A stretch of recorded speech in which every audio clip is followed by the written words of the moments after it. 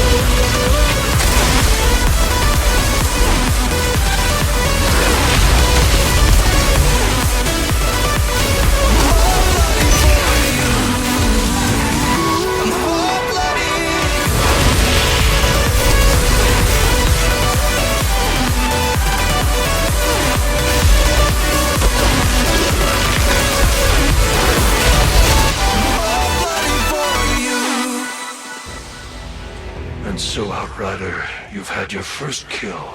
We Alter do not die so easily, do we? Seth. Come. We must speak.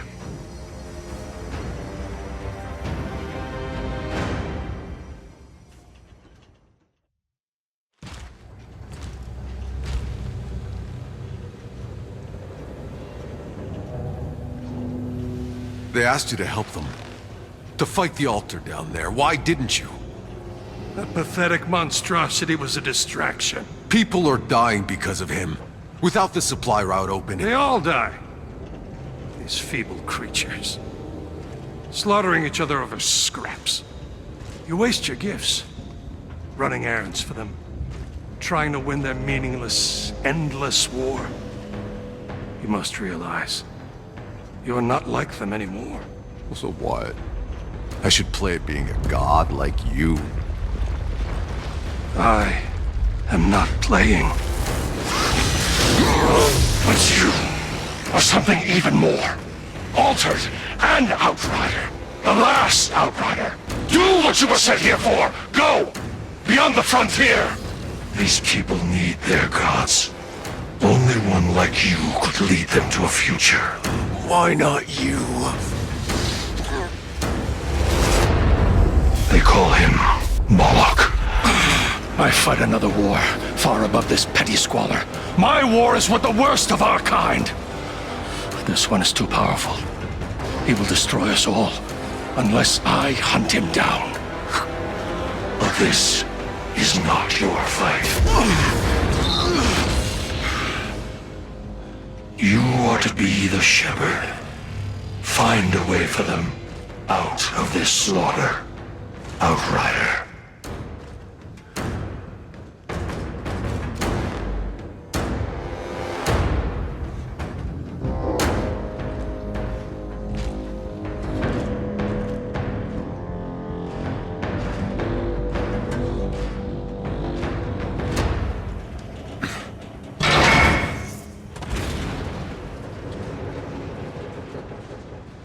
Sure, it's done. Your supply line's open, I'm heading home.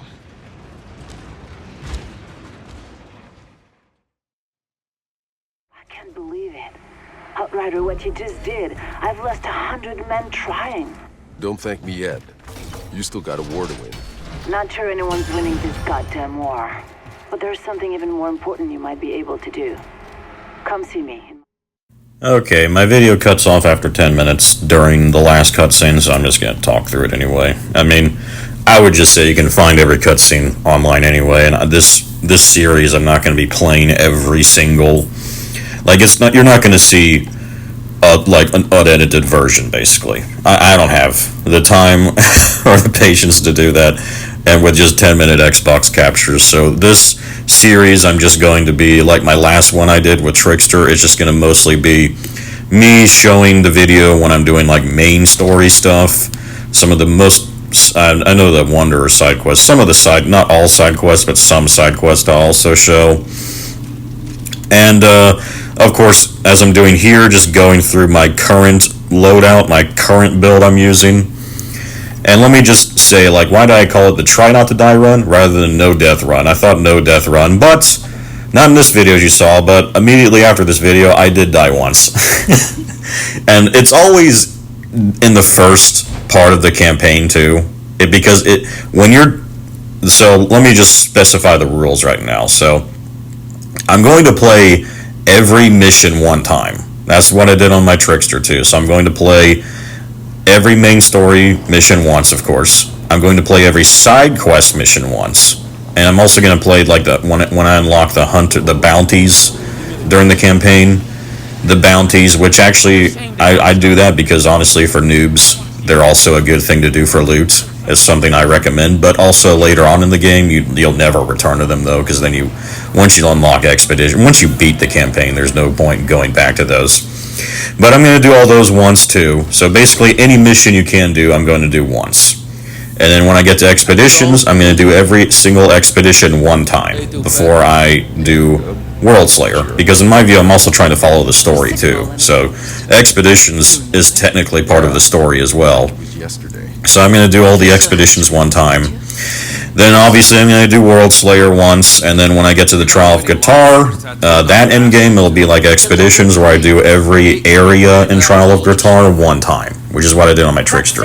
And the goal is to never die, but I failed already. But it's all, in my view, hopefully it'll only be the only death I have, though, and I don't have the patience to start over just so I can claim I had a 0 death run.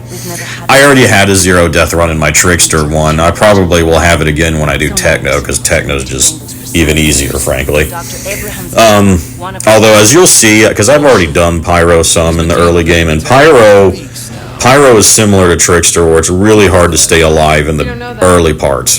But later on, once you do the proper build, he's actually, honestly, my Pyro becomes tankier than my Devastator in the late, when he gets to the level up build that I make. Like, there's a difference between endgame build, of course. Endgame builds, I would say my Devastator now is tankier than my Pyro, but campaign-based builds, like level up based builds until you get a super awesome build later on, which is you have to distinguish between the two. Well, the Pyro one for that is like one of the tankiest, best builds I think you can do on any class actually. Techno would still be best, but it still beats out Dev and Trickster in my view for a campaign based build. But I can't do it this early is the thing. So in the earliest part of the game, and the other rules too. So yeah, I'm going to do every single mission one time. I'm always going to play on the maximum tier, always raising it, always immediately playing on the max difficulty I've unlocked the moment it unlocks. Like I'm not going to ever drop the difficulty. It's always going to go up. And when you're doing that, yeah, the first area in the game, it's the hardest because you obviously you get the first tiers up quickly because it takes longer to go up a difficulty later on, which helps me balance out my character in preparation for it, as you'll see. But that's much harder in the early game. Like this, when I say the earliest game, like the campaign itself is like the whole campaign is really, I would say, early game. Like you're a noob in my view.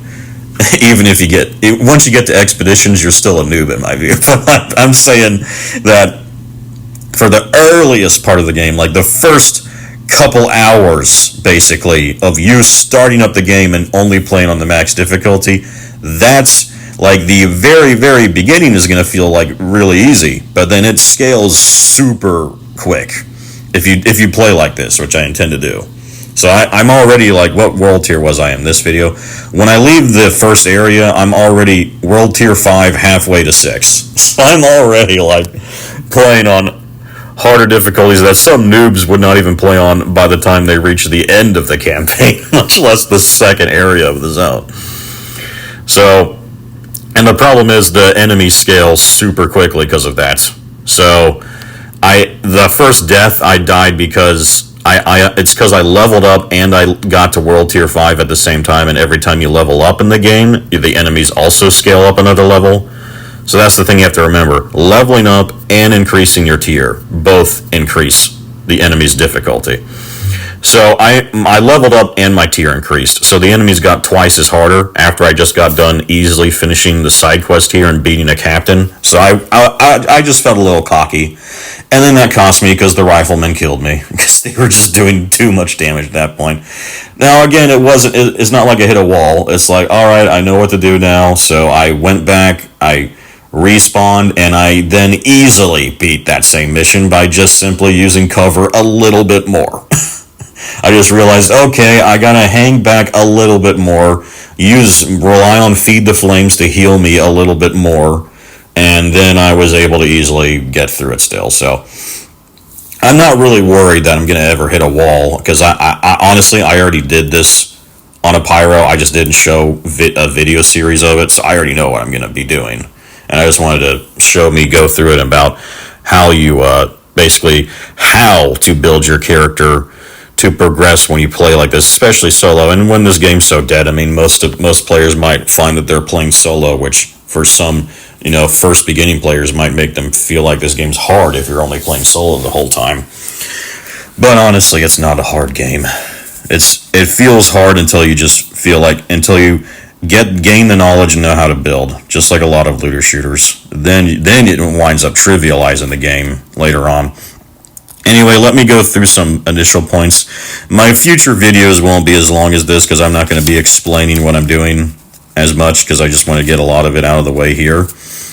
So I explain the rules. Then I just want to give some pro tips, as someone who's played the game off and on since almost launch now.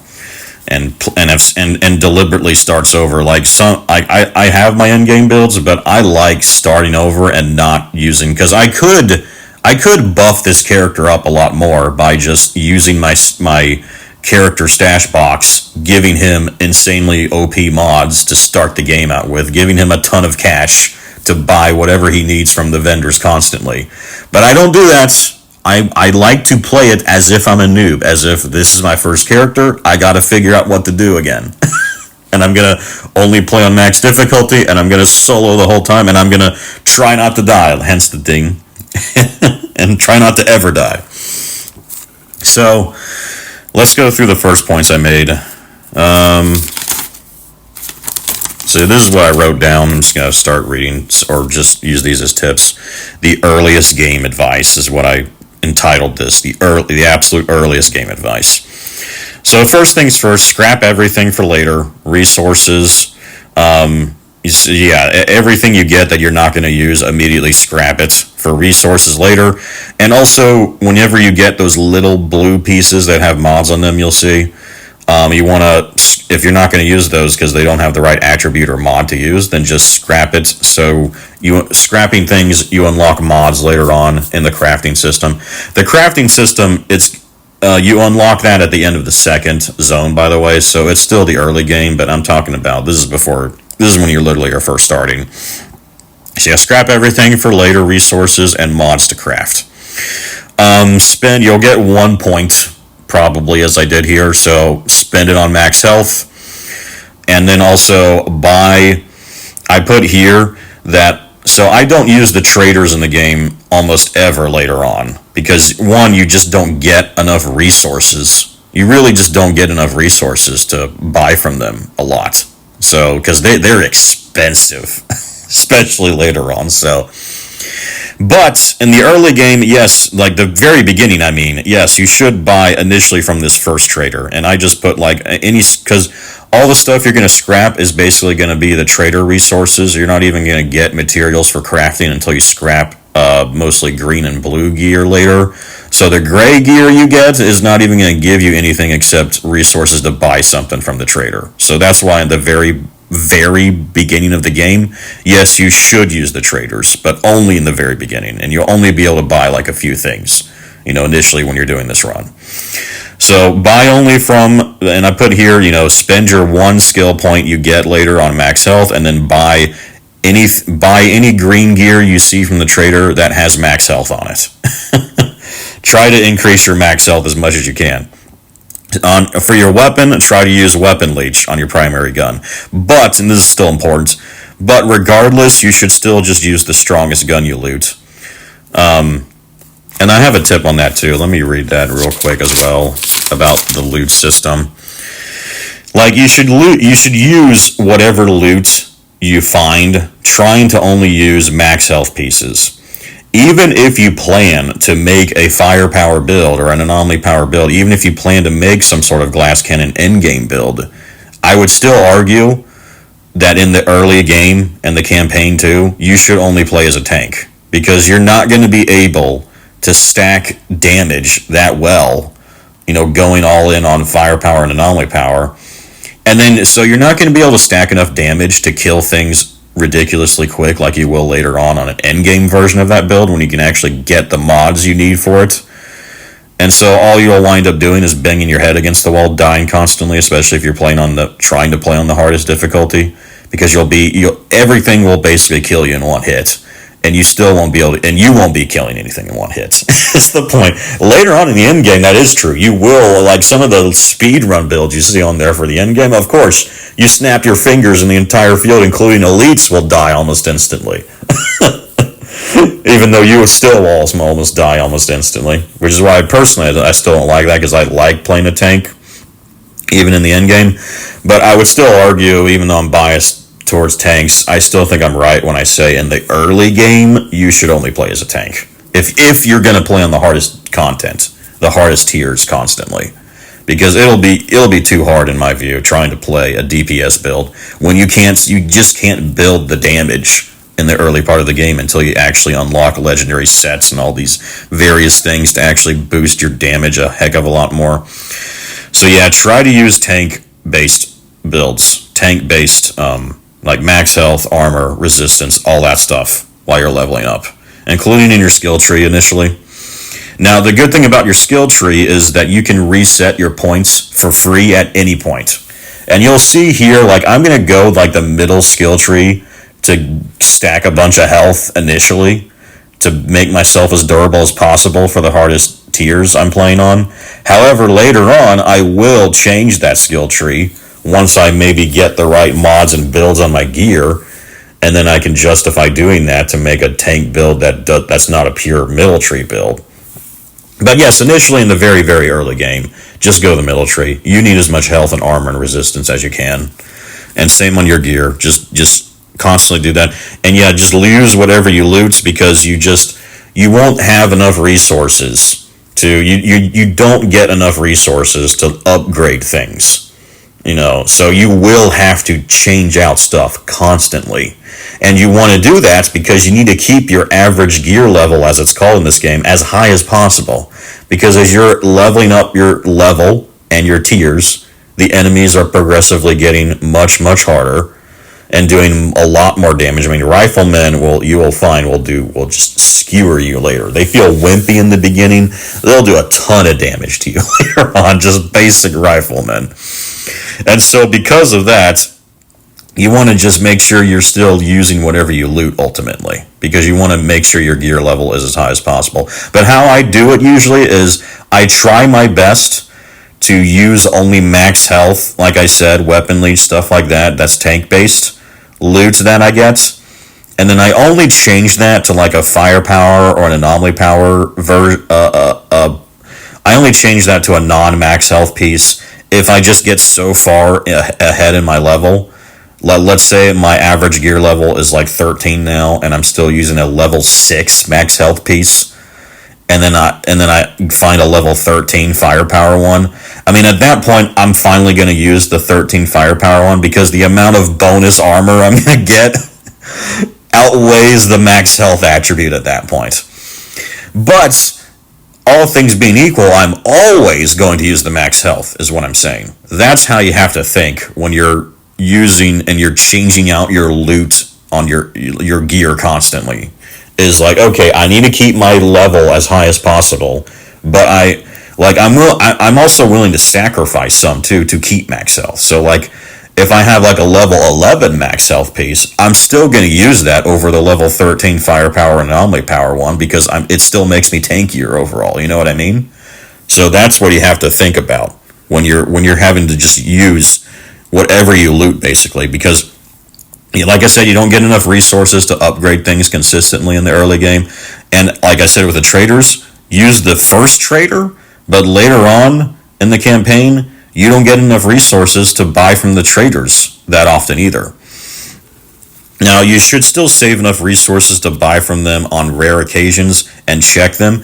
And that's when you find maybe like perfect roll pieces that you want to save for later.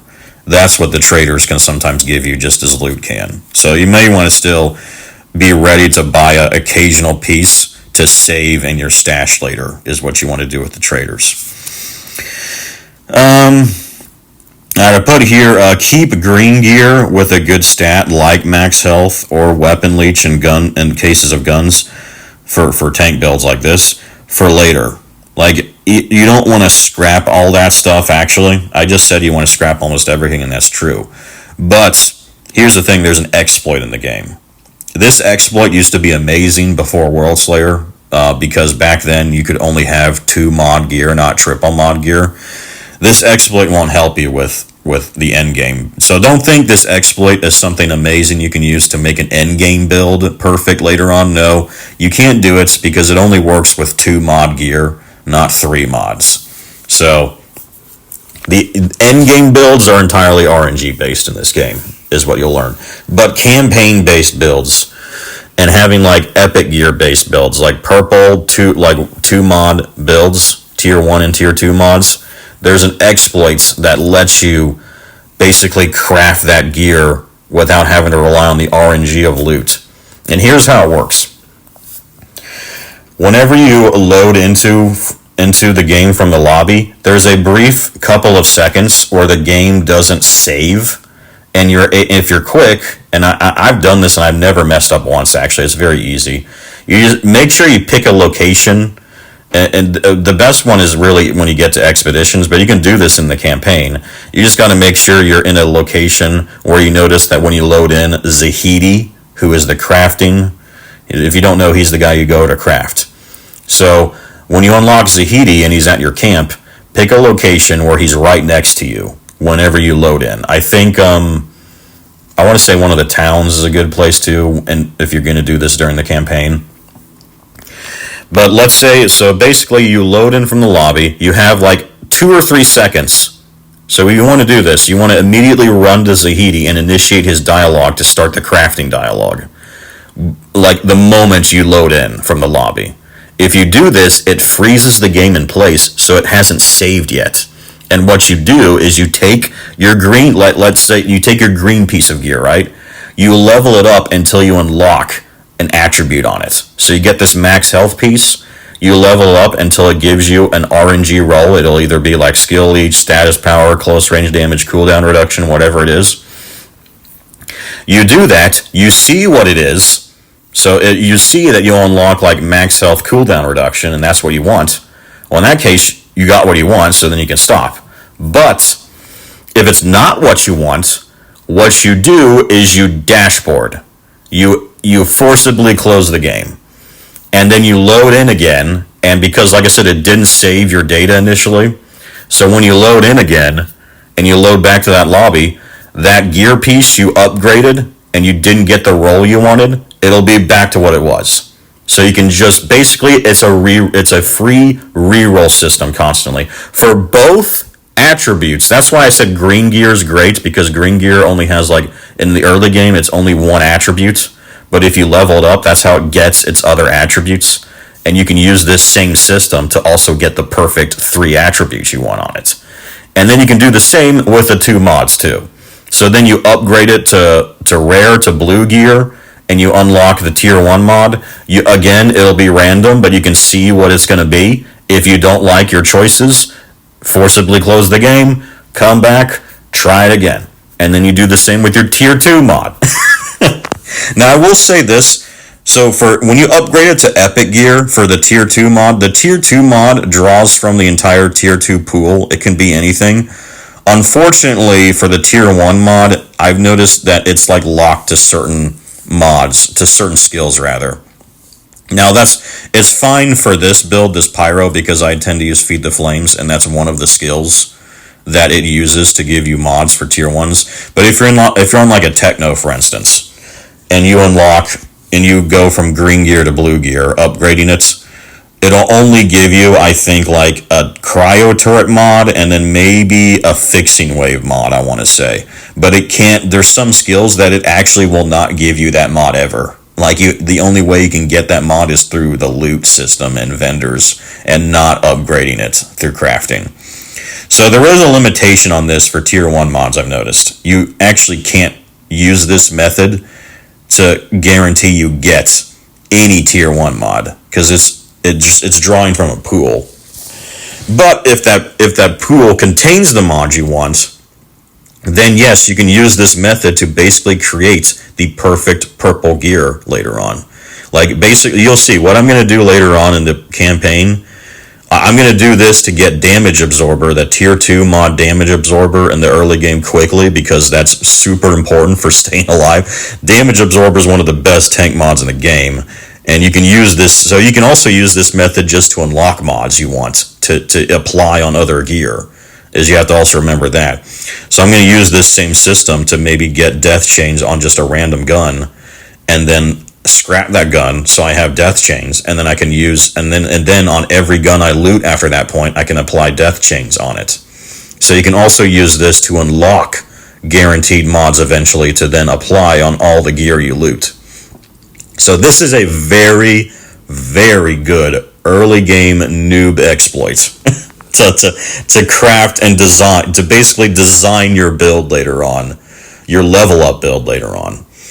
But again, as I'll explain, you have to wait to do this till later. You can do this at any point, but the problem is, as I said, you don't get enough resources to upgrade and level up your gear constantly.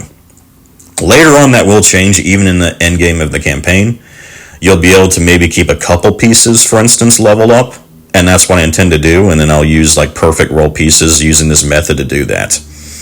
But yeah, don't forget this exploit that I told you. This is a very, very good exploit you can use. I think I use it in the mid part of the campaign, you'll see, is when I start using it to get... I use it initially, I think, just to get, like, mods unlocked, like damage absorber unlocked, so I can start applying that on any armor I'm using. And then later on, when I actually get enough resources to actually maintain my gear, that's when I might go back to the green gear I stored away in my stash and then make it perfect. Make that green gear, like make a full set at that point of max health, status power, cooldown reduction on all 5 of my armor pieces with all the mods, the tier 1 and tier 2 mods I wanted to put on.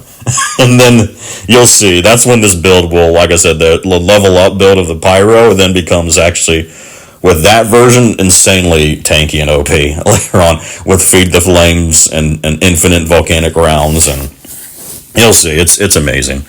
Anyway, let me finish with my last tips that I didn't get a chance to. Again, this video was going to be much longer, I knew, because I needed to go through in depth the tips I wanted to give. So yeah, we went through the exploits. Spend a point on max health, yeah, we did that. Try using weapon leech on your primary gun, but like I said, use the strongest gun you loot. So let me go back. So right now I'm going back to talking about the very, very beginning of the game again. In the very, very beginning of the game, when you have absolutely nothing, the automatic shotgun gives you the best damage among weapons. So yes, definitely when you find an automatic shotgun, use that in the earliest part of the game, like the first few zones that you go to, because it offers the highest weapon damage. And yeah, in the earliest part of the game, your weapon, like your base weapon damage is high enough to still kill enemies, fairly regularly. However, later on in the campaign and on higher tiers, I think once maybe you get to like as high as like world tier 7, 8, you're like level 20 maybe, when you start reaching that kind of point in the game, your gun damage won't kill anything. It'll be pathetic. Your gun damage will be absolutely pathetic then. But that's why I mentioned that exploit, and also why, like, later on, mods on your gun will be what kills things, especially when you're playing as a pure tank, to still be able to conquer the hardest content when you're going through the campaign. Is, yes, getting, like I mentioned, death chains, there's storm whip, tier 2 mods.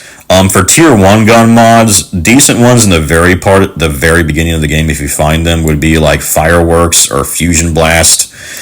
Any mod you see for a gun that basically just says it does X amount of damage is usually decent. And once your gun stops doing damage on its own, then mods like that will help compensate, so you can still kill enemies at a decent pace in the end game, or not the end game, nowhere near the end game, but I guess you could say the end game of the campaign.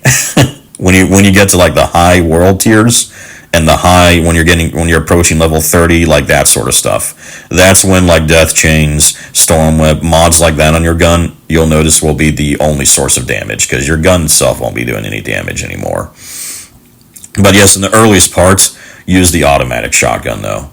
But later on, as I'll say on the Pyro specifically, I'm going to switch to an LMG, because as you'll see, an LMG is key to get infinite volcanic rounds. That's going to be the primary goal of this build, is to get infinite volcanic rounds, which you can actually do very early on a Pyro. Have infinite rounds, as you'll see on this build later on. But yeah, just very beginning, use automatic shotgun. Very beginnings, use your melee a lot. So again, until you get mods that will compensate your damage, you got to use the best tools you can, especially when you're going into tanking, into durability over damage. So yeah, automatic shotgun is a good thing to use. Also your melee. Your melee in the first few zones, the first few tiers, does a lot of damage actually. Because it does as much damage as like your anomaly-based skills do. Also, a lot of noobs don't know this, but when you're sprinting and you use your melee, it does an AoE melee. Like you actually pound the ground and you do an AoE effect of your melee that does the same damage in an AoE, hitting multiple enemies and also unleashing your statuses. That's something key to also bring up when you're playing as a Pyro. The Pyro has the best way of healing in the early game. Now the Techno has the best one hands down for late game. But early game, it's Pyro, because basically on a Pyro, every single enemy, if they're on fire when they die, they heal you. If they're on fire when they die, they heal you. And of course, on a Pyro, almost everything they do sets them on fire. They also get Feed the Flames. Feed the Flames doesn't set them on fire, but it heals you. It's your healing-based skill. But then your melee burns enemies. So that's what you have to remember. In the earliest part of the game, your melee does enough damage to actually kill enemies, and it also burns them. So your melee on a Pyro is your easiest way to do close-range heals, basically. Feed the Flames and other effects, like using thermal bomb to set them on fire and then shooting them with your gun until they die. That's a ranged-based way to still heal yourself. But then for close-range enemies, just spam your melee, honestly. You'll still do good damage in the early game, and you'll set all your enemies on fire so that every time they're dying, they're healing you. And that's another key to staying alive, is like, yeah, you want to go max health, you want to go armor, all that stuff, but also you have to know how to heal yourself and heal yourself effectively. And yeah, especially in the early game, do not shy away from using your melee. Your melee is actually incredibly OP. In the early game, it has very tiny cooldown, no limitations, and it sets everything on fire. It activates your status, basically, that you do on each class. Now, later on in the game, it's the same as your gun situation. As I was saying, your gun's not going to do hardly any damage later on. The same applies to your melee and your anomaly skills, too. Like, all your skills are going to start doing hardly any damage, too, unless you invest in them. But like I was telling you, you can't really invest in them until the end game. You can't invest in your skills or your gun enough, in my view, to actually make them do good damage until the end game.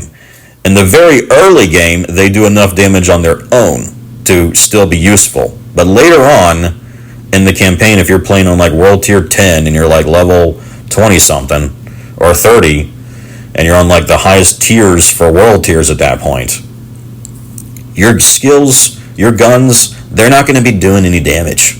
That is when mods have to compensate. Like death chains on your gun. That's also when you have to use the right skills. So that's why I said I'm going to have a very specific Pyro build, and all the skills he's going to use are not going to be based around damage, because they can't be.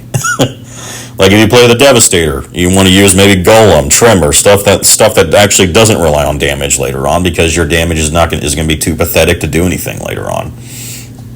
And then you just rely on good mods, and specifically AoE mods. The best thing you can get in the early game is to unlock. You do get a few legendaries, but only a few. If you're really lucky, you might get one, I think, whatever it's called, with Strings of Goss, or one with Claymore Torrent. Anyone you see that's a damage-based mod that is also AoE, definitely keep that one. Because you're going to need as much AoE damage as you can in the end game, especially with how many enemies that spam. Anyway, I've been doing a long time now. We're almost 40 minutes, so let me finally be done. I think most of my tips I got out of the way. I'm just reading through. Yep, I think I explained a lot of it. And I already explained in depth kind of how you're going to build your character, how you're going to play as you're doing this challenge. Because again, I'm just assuming you're doing the same thing. That's what this challenge is for. It's like, all right, you're going to start the game completely over. You're not going to use any help. You're always going to play on the max difficulty, and you're also only going to play every mission once. And I do that for two reasons. One, to enjoy the story, for one. I want to play everything once.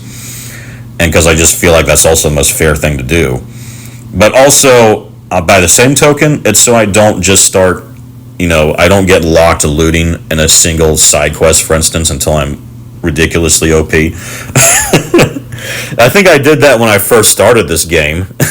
And I first started when the game first came out. I think I played as a dev, and yeah, I think I stayed in the first zone farming the same side quest is what I ended up doing.